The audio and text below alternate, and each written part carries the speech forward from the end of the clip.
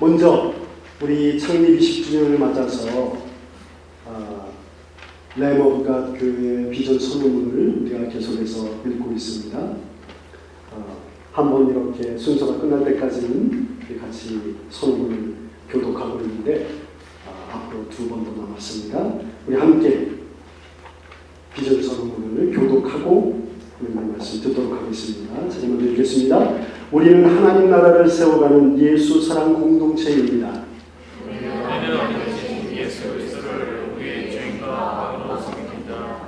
우리는 예수 안에 거하며 날마다 그분의 생명으로 살아갑니다. 우리는 성령의 기름 부으심으로 능력 있는 증인의 삶을 살기로 합니다. 우리는 땅끝까지 복음을 전하라는 주님의 부르심에 순종합니다.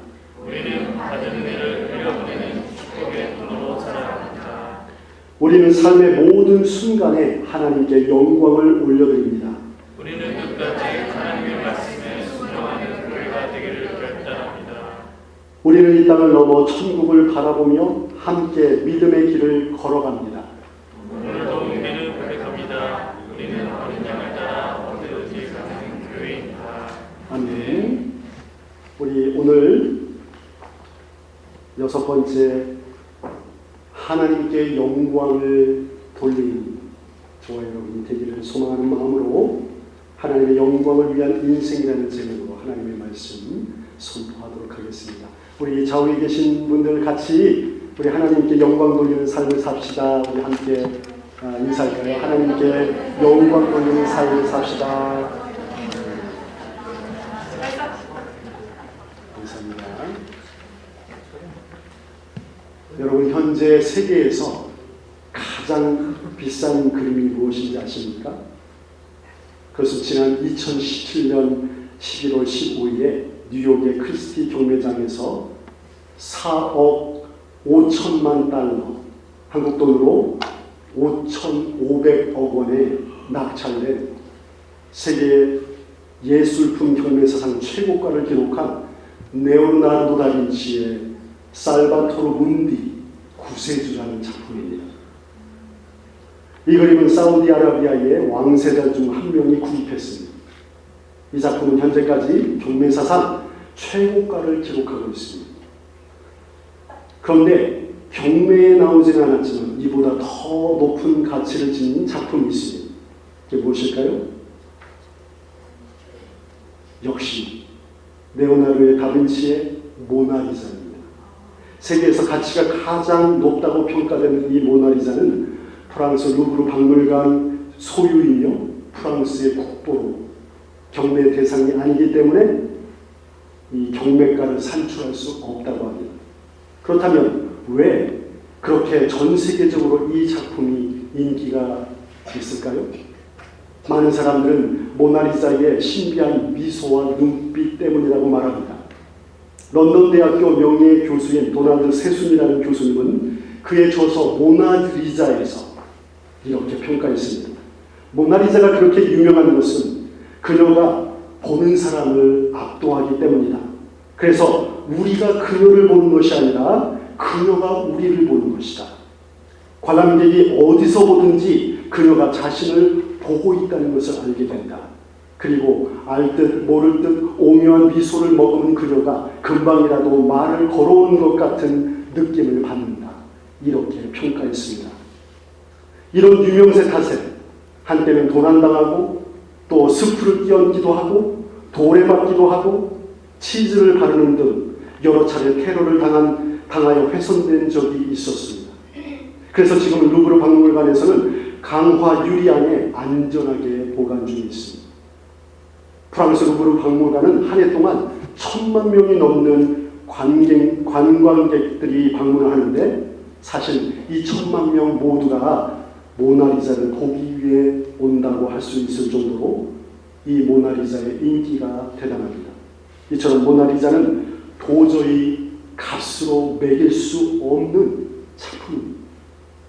그렇다면 이 세상에 존재하는 모든 피조물 중에 가장 가치 있고 존귀한 존재가 무엇일까요? 바로 저와 여러분. 하나님께서 우리 인간을 창조하실 때 다른 모든 피조물과 다르게 창조하셨습니다. 다른 모든 피조물들은 말씀으로 창조하셨습니다. 그리고 그 모든 피조물을 보시며 보시기에 좋았더라. 이렇게 말씀하셨습니다. 그런데 우리 인간의 조상 아담은 하나님께서 말씀으로 창조하신 것이 아니라 신이 땅의 흙으로 사람을 지으시고 그 코에 생기를 불어넣어 주심으로 살아있는 생명으로 창조하셨습니다. 이렇게 인간을 완성하신 후에 하나님은 보시기에 심히 좋았더라. 이렇게 말씀하셨습니다. 그러므로 우리 인간은 다른 모든 피조물과는 구별되는 특별하고 가치 있는 존재임을 알 수 있습니다. 그러므로 우리 인간은 하나님의 특별한 창조물이며 하나님의 형상을 닮은 존재이기 때문에 가격을 매길 수 없는 가장 위대한 작품입니다. 그래서 마태복음 16장 26절에서도 우리 인간의 가치와 존엄성을 이렇게 말씀하고 있습니다. 사람이 만일 온 천하를 얻고도 제 목숨을 잃으면 무엇이 유익하리요? 사람이 무엇을 주고 제 목숨과 바꾸겠느냐? 이렇게 하나님은 우리 인간을 이 세상 그 무엇과도 바꿀 수 없는 소중한 존재로 여기고 계십니다. 그런데 이렇게 하나님께서 우리를 귀하게 여기시는 만큼 원수 사탄은 하나님을 공격할 수 없기 때문에 대신 우리 인간을 끊임없이 공격하여 하나님의 형상으로 창조된 우리의 가치와 존엄성을 훼손시키고 있습니다. 지금 이 자리에 앉아있는 여러분 중에 나는 쓸모없는 존재야 라고 생각하며 상처와 열등감 속에 살아가고 있는 분이 있을지 모르겠습니다. 그러나 그것은 여러분의 본질이 아닙니다. 사탄이 삶의 상처와 환경을 이용해서 여러분의 가치를 왜곡시킨 것입니다. 그리고 사탄이 우리를 훼손시키려고 이 땅에 심어둔 수많은 유혹과 욕심과 죄악들과 그리고 어릴 때부터 세상 교육을 통해 우리 속에 스며든 세상의 방식과 가치관들로 인해서 마치 덫에 걸린 것처럼 우리의 마음과 영혼이 망가졌기 때문입니다. 그래서 우리의 마음과 영혼이 이렇게 상처와 열등감 그리고 좌절과 실패감 속에 처져 있어서 인생의 목적을 알지 못한 채 돈, 명예, 외모, 성공, 인정받고자 하는 욕구 등으로 우리의 마음과 영혼을 채우려고 살아가다 보니 우리는 늘 힘든 인생을 살아가고 있는 것입니다. 그러나 우리의 가장 깊은 문제는 이렇게 단지 상처 입은 감정이 문제가 아니라 하나님 앞에서 죄인된 상태로 하나님과 단절되었다는 것이 더 큰 문제라는 것입니다. 이렇게 하나님과 단절된 상태로 우리가 살아가고 있기 때문에 우리의 인생은 어둠 가운데 있는 것입니다. 그런데 더 큰 문제는 우리의 힘으로는 하나님과 단절된 이 상태를 회복할 수 없다는 것입니다.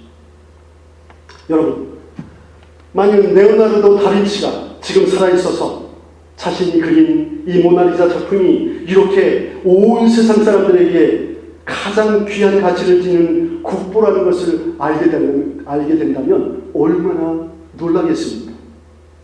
또 자신의 작품을 귀하게 여기기보다는 자신의 목적과 홍보를 이용하기 위해서 숯불을 뿌리고 돌을 던지고 치즈를 바르고 이 그림을 훔쳐가려고 한다면 다빈치가 얼마나 고통스러워하겠습니까? 여러분, 그렇다면 우리 하나님은 그 심정이 어떠하시겠습니까? 자신의 형상으로 아름답고 거룩하고 값을 매길 수 없는 멋진 작품으로 저와 여러분을 만들어 주셨는데 우리의 죄악과 세상 욕심으로 인해서 또 사탄의 공격과 유혹으로 인해서 우리의 아름다운 형상이 훼손되었습니다. 하나님의 마음이 얼마나 아프시겠습니까? 그렇다면 이렇게 훼손된 우리의 형상을 어떻게 다시 원상 복귀할 수 있겠습니까? 세상의 그 누구가 아니면 우리 인간이 그 어떠한 노력으로 저와 여러분의 가치와 존엄성을 원상 복구할 수 있는 길이 있습니까? 그 누구도 그 어떤 방법으로도 절대로 고칠 수 없습니다. 오직 우리 인간의 그 형상을 회복할 수 있는 것은 우리 인간을 만들어주신 창조주 하나님께서 우리의 심령에 찾아오셔서 훼손된 우리의 이 형상을 원래대로 회복시킬 때만 가능한 것입니다. 우리의 죄로 인해 더럽혀지고 훼손되었음에도 불구하고 우리를 사랑하시기 때문에 우리 하나님은 스스로 하나님의 때에 우리를 원래대로 회복시키기로 결정하셨습니다. 그래서 하나님께서 독생자 아들 예수님을 이 세상에 보내주신 것입니다. 이것은 전적인 은혜요 하나님의 일방적인 사랑 때문입니다.